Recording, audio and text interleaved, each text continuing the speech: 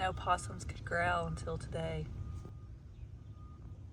Hey guys, it's Lindsay from Wannabe KY Homesteaders. So today we're just going to jump straight into it because the audio on the first half of my video did not come through for whatever reason.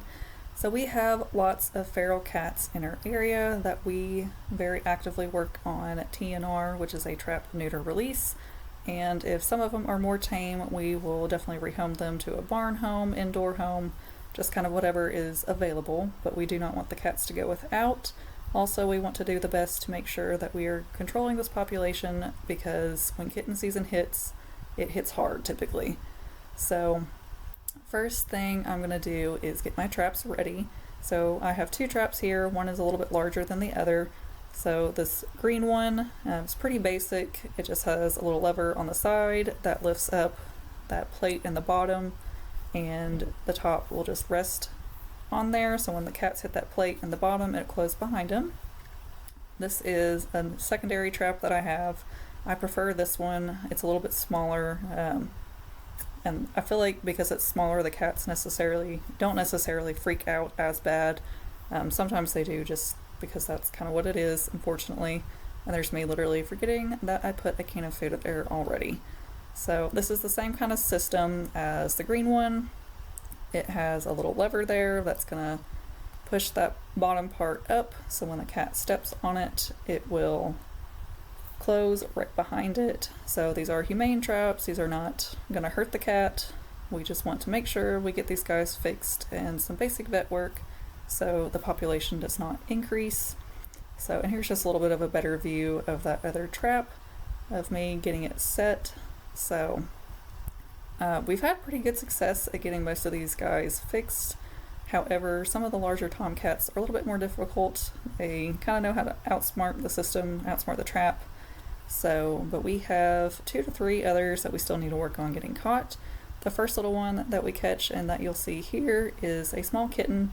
So it was very rainy the night that we caught it. So after we caught it, we brought it inside the house and we let it dry off before we moved it out to our chicken coop.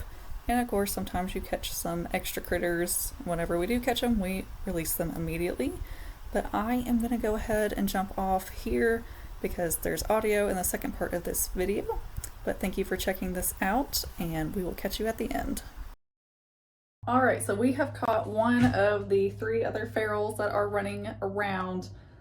This one is very young. I suspect it is a male because it has a little bit of a larger head.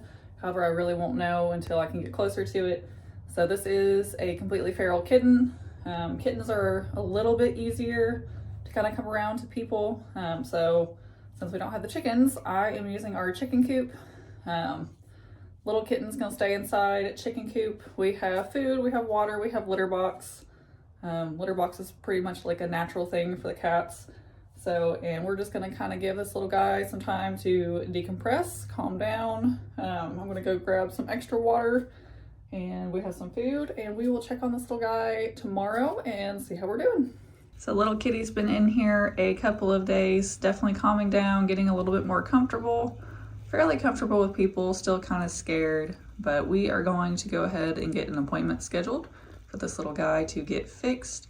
And hopefully we can calm him down a little bit more and find him a good home. So we have little kitten here. We are gonna go pick up some more feral cats, and then we are going to get them dropped off at the clinic to get fixed.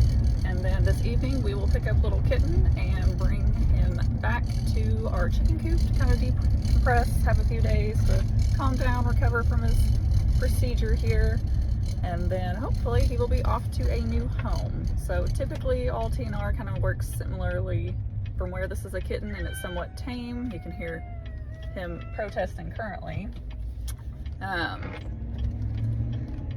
Since the kitten is kind of tame, we are going to try to rehome it. Now if it was a truly feral cat, I would fix it and then I would release it back at our house or wherever I trapped it.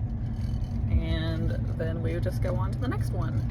So I will jump back on here this evening after we bring little guy back. All right, so little buddy is back from being fixed. Everything went great. I am going to leave this cat carrier in here and the door open. I'm not going to force him out. I'm just going to kind of let him chillax and rest for the rest of the night. And we will check on him in the morning, and then hopefully this weekend he'll be going to a new home. All right, here is little kitty day 1 post-op, doing really good, eating, drinking, using the litter box.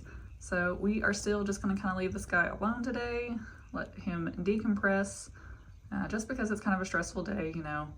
You're basically at a clinic all day, and you don't eat the night before, eat or drink, so, but he is doing good. He's a little upset that I'm kind of staring at him right now. I think he just kind of wants to be left alone, which I don't blame him.